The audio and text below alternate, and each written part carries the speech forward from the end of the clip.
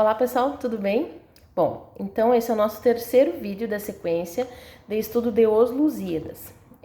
Hoje nós vamos falar um pouco de como estudar os Lusíadas com crianças de 9 a 10 anos.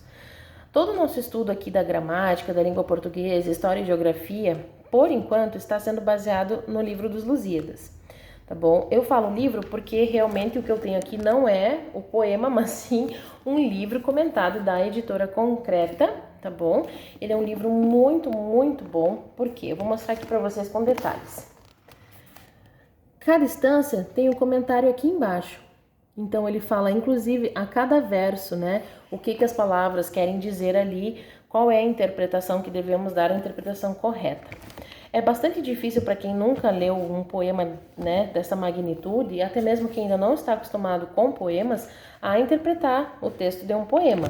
Então, na nossa grande maioria, nós somos analfabetos funcionais, né? E é muito difícil alguém que tem um grande grau de letramento,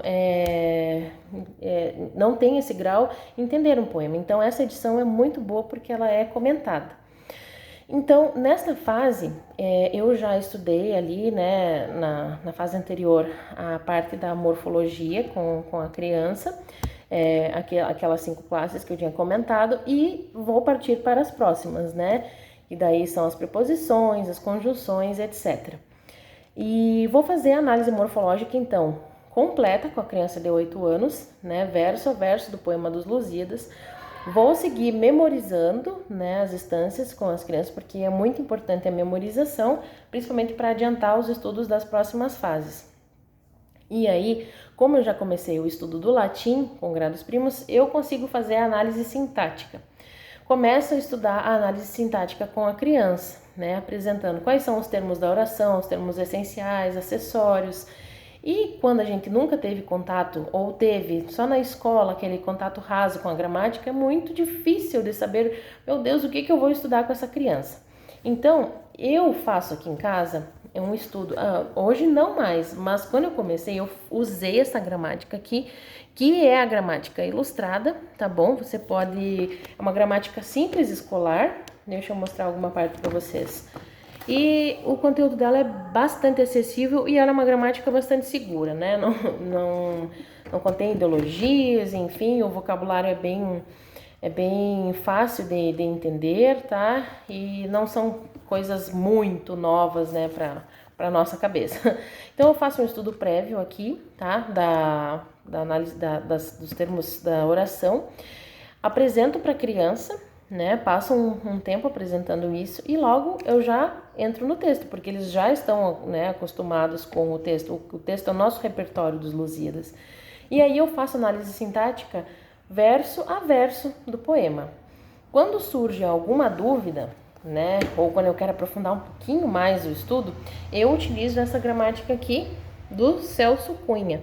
Tá bom? Você pode utilizar também a gramática do Napoleão Mendes. Eu não a tenho aqui fisicamente, somente em PDF, mas é uma coisa que eu estou em busca. Por que usar Napoleão Mendes? Porque Napoleão Mendes utiliza textos clássicos na gramática. Ele não utiliza textos, recortes de revistas, recortes de jornais, notícias, enfim.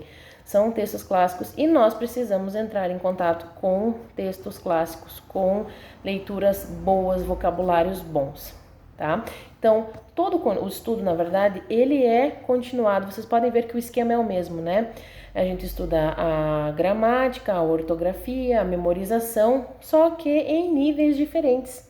No momento que a criança vai se preparando, nós vamos dando conteúdo para a criança, esses níveis podem ser aprofundados, né? Então, por exemplo, a ortografia agora, ela com certeza já é uma letra cursiva, uma letra muito bela, com uma bela forma, e a ortografia é feita todos os dias porque ela é um exercício, né? O ditado já não tem mais tantos erros, a criança já internalizou aquele vocabulário, como se escrevem as palavras. A questão da leitura, né? A criança de 9 anos, ela já consegue, de tanto ouvir os Lusíadas, entender o que é, consegue pegar algumas instâncias, ler e compreender. Então, nós podemos fazer perguntas para as crianças, né? A respeito disso, acerca disso. Podemos dar mais detalhes da história, né? Mas vocês não vão sair nunca da história do Brasil e de Portugal. Gente, é uma coisa livre a se explorar. Por exemplo, Quando nós falamos ali no início de as armas e os barões assinalados, nós podemos pegar as armas, né, as guerras, e fazer uma linha paralela e falar, por exemplo, das grandes guerras, fazer, né, ligar um assunto no outro, né, e aí comentar, falar sobre as grandes guerras da história, tanto na antiguidade quanto ali na idade medieval e depois mais para frente, e aí cada semana irmos aprofundando uma guerra, né? Os barões também, né? Os que foram mortos em combate, quem são nossos heróis. Podemos cada semana falar um pouco de cada herói. Podemos aprofundar na geografia, né? Pegar ali a questão da Europa, que no começo a gente só mostrava Portugal, né? Os mares, nós podemos ampliar esse conhecimento e aí mostrar os países das redondezas, as capitais, falar um pouco de como que é o clima nessas regiões, né? Isso tudo são conhecimentos. Vocês estão vendo que a gente não separa por matérias? Hoje nós vamos estudar história, geografia. Não, nós vamos ampliando o nosso conhecimento em cima de um texto. Isso é muito rico. Para quem me pergunta, né, como que a gente estuda a história do mundo, a gente faz assim, tá bom? Eu já comecei fazendo uma timeline mostrando para eles como que é, né, como que foi, quais são as idades em que se divide, e no momento que eu vou estudar mesmo a história, eu me aprofundo dentro dos Lusíadas, né? Faço um link e vou mostrando para eles onde está cada guerra no período. Nós não precisamos pegar a timeline, né? A linha do tempo. Eu estou com essa coisa de timeline na cabeça porque a gente fez um tempo Classical Conversations, né? E lá eles usam o termo timeline porque é tudo em inglês, né? Mas a linha do tempo, na verdade. Então, ela pode ser somente ilustrativa, a gente não precisa estudar, né, período por período na sequência, mas sim mostrar para a criança o que é e depois ir linkando, tá bom? Mas vamos voltar aos estudos dos Lusíadas. Então, nesse primeiro período, é muito importante o estudo da linguagem, né? A gente fala ali do trivium. O trivium, ele é o desenvolvimento da linguagem. Então as pessoas ficam muito preocupadas em, mas e aí eu não estou seguindo os cronogramas escolares da história e geografia. Tenham certeza que se vocês fizerem um estudo em cima da nossa maior obra da língua portuguesa, vocês estarão muito à frente de que qualquer pessoa que esteja frequentando a escola normal.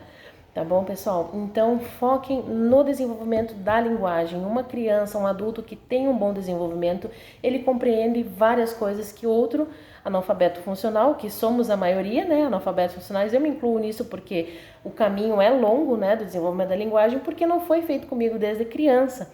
Mas com os nossos filhos, com esse trabalho, desde criança, desenvolvendo a linguagem, tenho certeza que quando eles tiverem a minha idade, eles estarão num nível muito superior, né, entendendo e compreendendo qualquer tipo de texto, qualquer tipo de matéria. Tá bom, pessoal? Então, se vocês tiverem dúvidas, deixe aqui nos comentários, estou à disposição para ajudar vocês no que me for possível. Um abraço!